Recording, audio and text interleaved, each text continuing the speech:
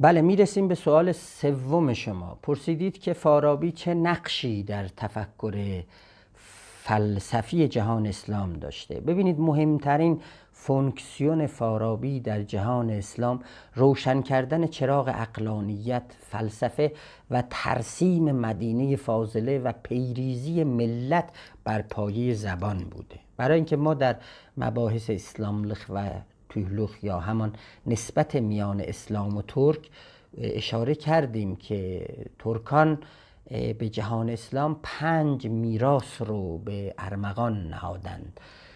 اولیش فلسفه، دومی حکمت، سومی عرفان و مولتی کلترالیسم، سومی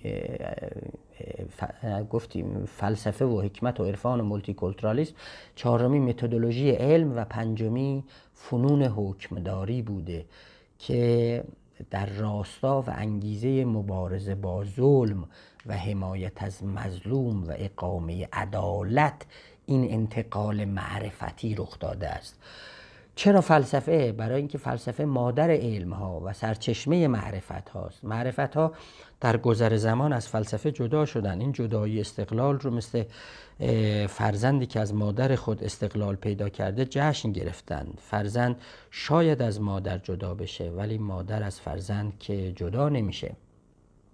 فلسفه از علوم معارف جدا نشده، علوم و معارف از فلسفه جدا شدند. اروپا هم پیشرفتش رو مدیون تحولات در فلسفه و ملی کردن فلسفه و عجین کردن مسیحیت با فلسفه بوده که نگرش انسان اروپایی رو نسبت به عالم آدم عوض کرده و در این بین فلسفه رهبر ارکستر رنسانس شده، یه هارمونی بین علوم و معارف ایجاد کرده و جامعه رو به سمت مدرنیته سوق داده.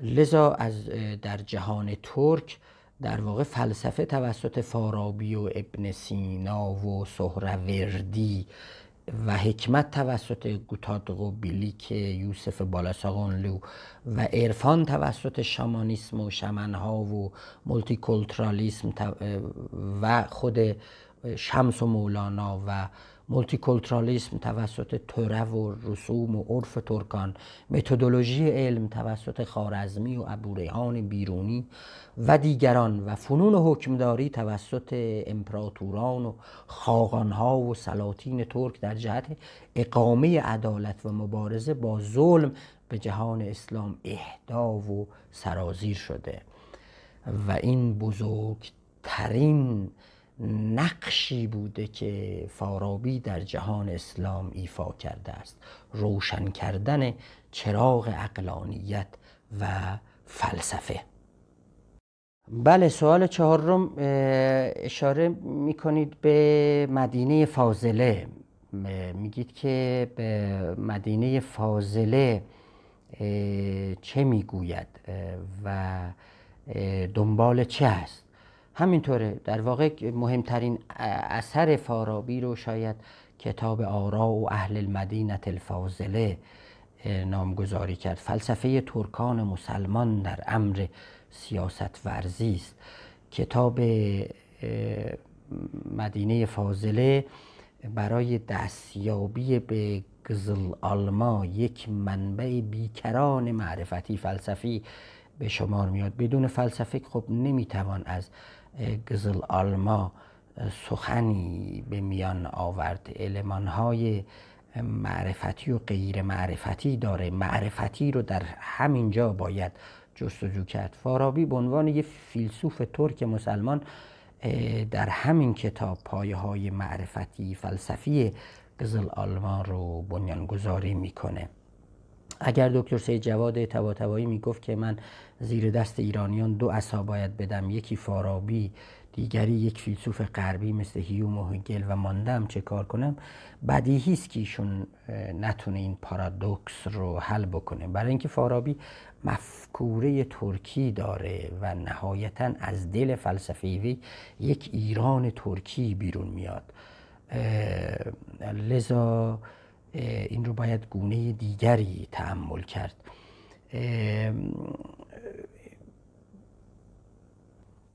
در هر حال مدینه فاضله همون اوتوپیاست، یعنی هر ملتی بخواد صاحب یه تمدن بشه باید در عالم معرفت و عالم تئوری یه مدینه فاضله داشته باشه و اون رو بپرورانه. مدینه فاضله مسبوق به یک خیال و یک آرمان بزرگ که فارابی اون رو خلق کرده است. فارابی به عنوان فیلسوف ترک مسلمان از منظر هرمنوتیکی واجد یه مفکوره ترکی است، به عنوان یه میراثی به عالم اسلام تقدیم میکنه. مدینه فاضله از منظر فارابی یه جسمی داره و قلبی، هر کدوم از اینها واجد یه صفاتی میشن. همچنان که قلب حاکم بر جسم، ایستادنش مساوی با ایستادن بدن هست، رئیس هم در اندیشه فارابی قلب مدینه فاضله است، همون نقش رو در جوامع انسانی بازی میکنه.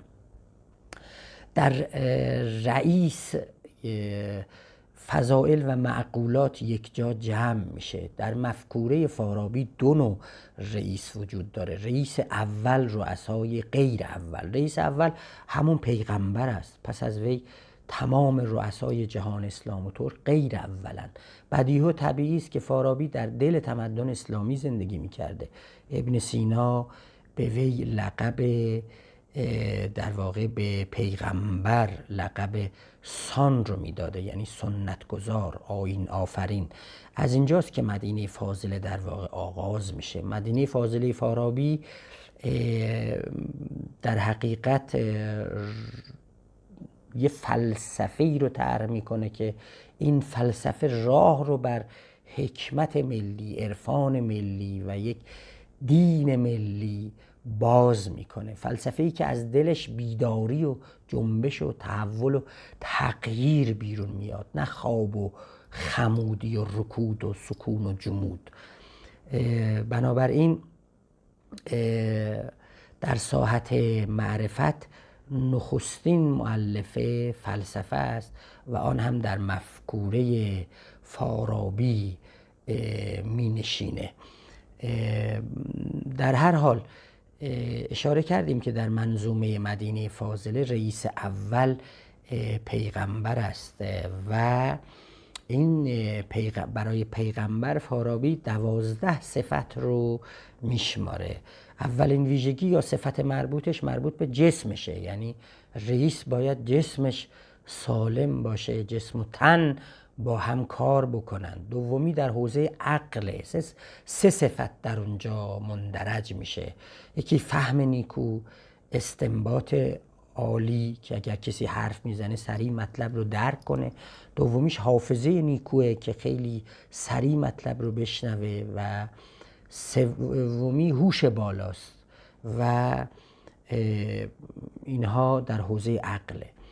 در حوزه خطابه سخنوری خطیب باید باشه، از هنر بالایی باید برخوردار باشه، کلامش باید شیرین باشه، از دل براید و بر دل نشیند. چهارمی در حوزه علمه، در علم هم یه صفت هست و اون باید عاشق تعلیم باشه. در حوزه اخلاق واجد 6 صفت باید باشه، یعنی دلبستگی و وابستگیش به خوردن و خورد و خوراک و اینها امور لهو و لعب خیلی به حد اقل باید برسه. عاشق صداقت باید باشه و دروغ نباید بگه، روحی رفیع و والا داشته باشه، عاشق کرامت باشه، نگاهش معطوف به امور کلان باید باشه، روح خودش رو گرفتار امور پیش پا افتاده و روزمره نکنه، درهم و دینار دنیا پیش چشمش خار و خفیف باشه، عاشق عدالت باشه، از ظلم و بیداد متنفر باشه، اراده نیرومند داشته باشه. این ششمی اراده نیرومند داشته باشه، آدم ضعیف و نفسی نباید باشه. پس بنابراین اینها ویژگی های رئیس اول یا همان پیغمبر است که فارابی این رو در مدینه فاضله ترسیم میکنه. اما به خود رئیس که میرسه اونها رو تقلیل میده به 6 تا ویژگی که این ویژگی ها عمومتاً از حکمت شروع میشن که باید رئیس حتما باید حکیم باید باشه، خطیب باید باشه، توره یا رسم و آداب رو باید بدون، جرأت و جسارت باید داشته باشه، استنباط قوی باید داشته باشه، فرمانده لشکر و قشون و اردو باید باشه. همه این صفت ها رو داشته باشه، جسم سالم باید داشته باشه و اگر همه اینها رو داشته باشه، حکمت رو دارا نباشه، از در واقع انگار این که تمام صفتها رو از دست داده است. بنابراین حکمت رکن رکین در مفکوره ترکی و سیاستگذاری فلسفه فارابی به شمار میاد.